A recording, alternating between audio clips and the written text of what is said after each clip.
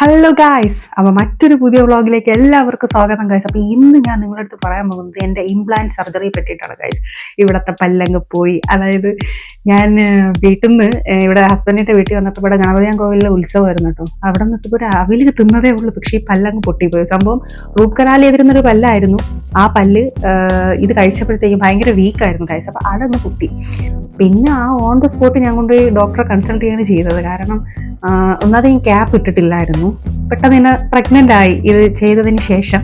പിന്നെ എനിക്ക് ഒരു 2 വർഷത്തേക്ക് എനിക്ക് എന്തായാലും ഒന്നും ചെയ്യാൻ പറ്റില്ല എന്ന് മനസ്സിലായി. അതുകൊണ്ട് തന്നെ ക്യാപ്പൊക്കെ ഇടാതിരുന്നത് കൊണ്ട് ഇപ്പോഴെനിക്ക് നല്ലൊരു പണി കിട്ടി. എൻ്റെ പല്ല് അങ്ങോട്ട് പൊട്ടി. അപ്പോൾ എന്ത് ചെയ്യാനാണ് ഗൈസ്, ഞാൻ ഉടനെ തന്നെ ഇവിടെ അടുത്തുള്ളൊരു കോസ്മോ ഡെന്റൽ ക്ലിനിക് എന്ന് പറഞ്ഞിട്ട് അവിടുത്തെ ഹോസ്പിറ്റലിലേക്ക് ഞാൻ പോയി.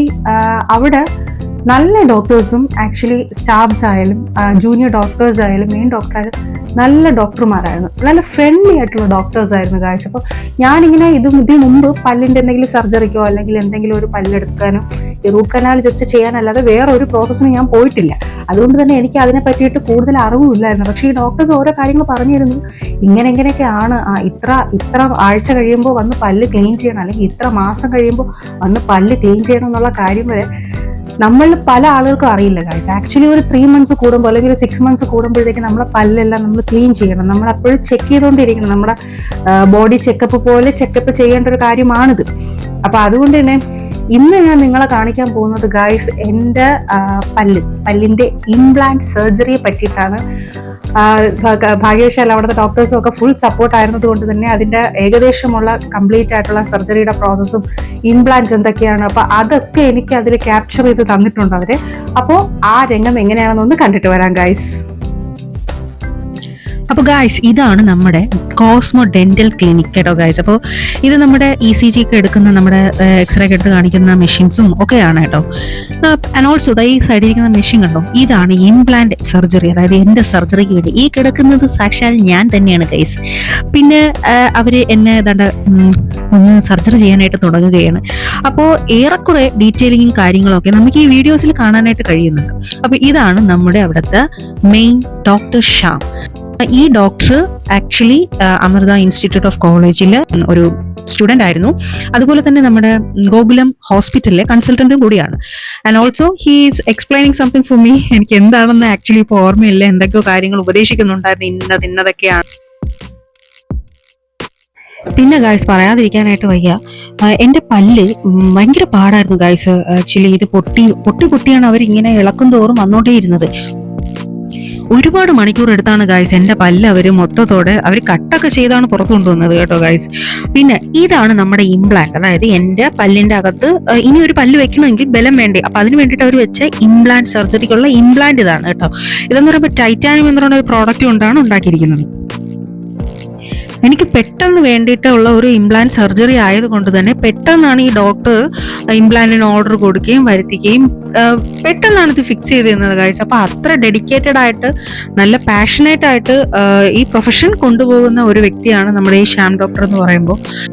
നമ്മുടെ ഈ കോസ്മോ ഡെന്റൽ ക്ലിനിക്കിന്റെ ആക്ച്വൽ സ്പോട്ട് എന്ന് പറയുന്നത് നമ്മുടെ ഗണപതിയാൻകോവിലിലെ ചിറയൻകീഴിലെ ഗണപതിയാൻകോവിലിന്റെ അടുത്തുള്ള ഒരു അക്ഷയ സെന്റർ ഉണ്ട്. അതിന്റെ അടുത്തായിട്ടാണ് നമ്മുടെ ഈ കോസ്മോ ഡെന്റൽ ക്ലിനിക്ക് വരുന്നത് ഗൈസ്. ആൻഡ് ഓൾസോ കണ്ടോ ഗൈസ്, എൻ്റെ വായിൻ്റെ അകത്തൊക്കെ കുത്തിപ്പൊളിച്ചു.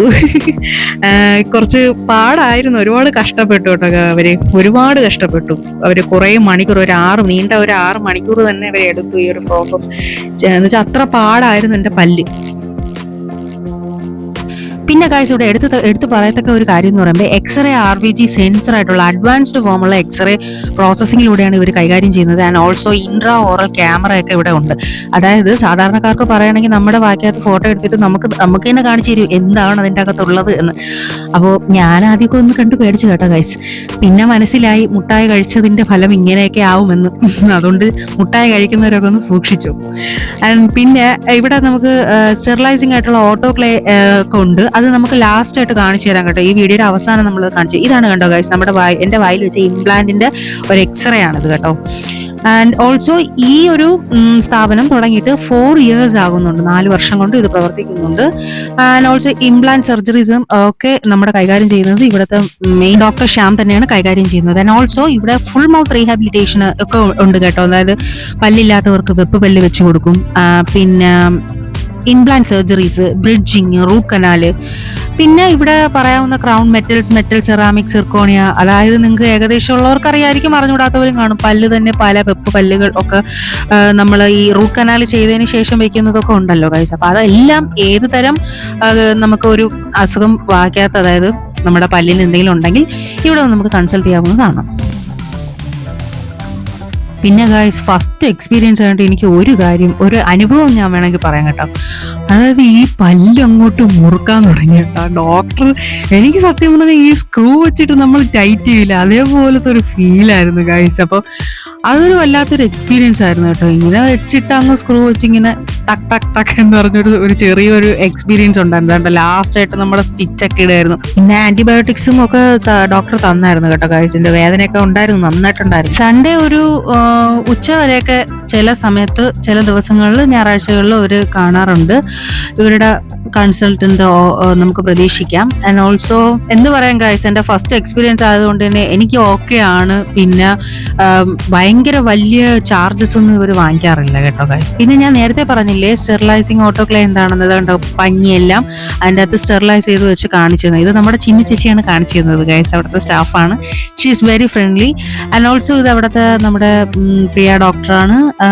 ബ്രിഡ്ജിങ്ങിനെ പറ്റി എനിക്ക് പറഞ്ഞു തരായിരുന്നു. അതായത് നമ്മുടെ 2 പല്ല് നടുക്ക് പല്ലില്ല എങ്കിൽ നമുക്ക് റൂട്ട് കനാൽ ചെയ്തുകൊണ്ട് നമുക്ക് എന്ത് ചെയ്യാം, തൊട്ടടുത്തുള്ള 2 നല്ല പല്ലിനെ റൂട്ട് കനാൽ ചെയ്തുകൊണ്ട് നമുക്ക് ഈ നടുക്കത്തെ പല്ലും കൂടെ വെച്ചിട്ട് ആൻഡ് ഓൾസോ ക്യാപ്പ് ഇടാം. അത് മെറ്റൽ ക്യാപ്പ് ആവാം, സിറാമിക് ആവാം, അങ്ങനെ പലതരം ക്യാപ്പ് നമുക്ക് ഇടാം എന്നുള്ള കാര്യങ്ങൾ ആൾ എക്സ്പ്ലെയിൻ ചെയ്ത് തരികയാണ് ഗൈസ്.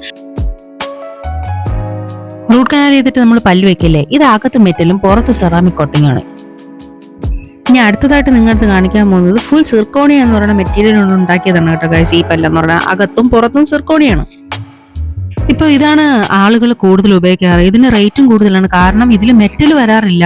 പിന്നെ നമുക്ക് ഭാവിയിൽ നമുക്ക് അങ്ങനെ വരാതിരിക്കട്ടെ, എന്നാലും നമുക്ക് എന്തെങ്കിലും ഒരു സർജറീസ് ഒക്കെ വേണമെന്ന് വെച്ചാൽ, ഭാവിയിൽ എന്തെങ്കിലും ഒരു എക്സ്റേയോ അങ്ങനെ എന്തെങ്കിലുമൊക്കെ വേണമെങ്കിൽ നമുക്ക് പിന്നീട് ഈ മെറ്റൽ ഊരി മാറ്റേണ്ടി വരും ഗൈസ്. അതുകൊണ്ട് സിർക്കോണിയാണ് ഗൈസ് കൂടുതലായിട്ട് യൂസ് ചെയ്യാറുള്ളത് കേട്ടോ.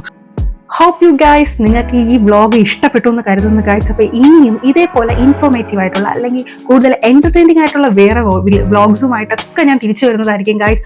അപ്പോൾ ഈ വ്ളോഗ് ഇഷ്ടപ്പെട്ടവർ എന്തായാലും സബ്സ്ക്രൈബ് ചെയ്യണം കേട്ടോ ഗൈസ്. അപ്പോൾ ലൈക്ക് ചെയ്യാൻ ആഗ്രഹിക്കുന്നവർ ലൈക്കും ചെയ്യണം, ഡിസ്ലൈക്ക് ചെയ്യാൻ ആഗ്രഹിക്കുന്നവർ ഡിസ്ലൈക്കും ചെയ്തു.